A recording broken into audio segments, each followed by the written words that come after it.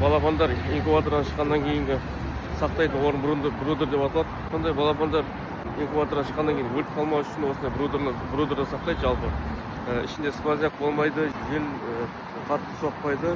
Жел соққаннан кейін олар балапандардың барлығы бір-бірінің үстіне мініп салқын болғасын, бірінің үстіне бірінің мінгесі өліп қалады. Сол себепті осы брудерді сақтайды балапандар инкубатор шыққаннан кейін.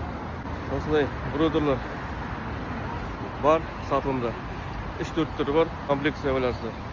Сапалы брудер іздесеңіздер, әдемі дизайнмен әдемі брудер іздесеңіздер, маған хабарласыңыздар. Қазақстан бар қаласына отправкаға фурамен, таксимен өздеріңіз алып кетсеңіз болады.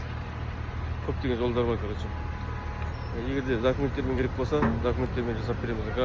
Грант алсаңыздар немесе мемлекеттен ақша алып, соған документтермен бірге тапсыру керек болатын болса, документтермен қосып жасап бере аламыз ағайын.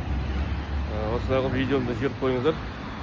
Именно документтермен іздеп жүргендер болса, документпен көп жасай бермейді ғой қазір. Өйткені Каспий магазинін алып қояды деген сияқты ғой. Каспий магазинін алғаннан кейін документ бермейді олар. Сол себепті фискальный чек накладноймен, счет фактурасымен барлығын жасап береміз ағайын. Аман болыңыздар, хабарласыңыздар. Одан бөлек клеткілер бар, кормушка, поилка, инкубатор, тағы да басқа көптеген заттар бар. Соның барлығына тауарларыңызды документтермен қосып жасап беретін боламыз ағайын. Документтерді жасап, солай мысал беретін боламыз. Аман болыңыздар, хабарласыңыздар. Видеомды қызығып жүрген кісілер болса, жіберіп қойыңдар, хабарласын. Үйме арал.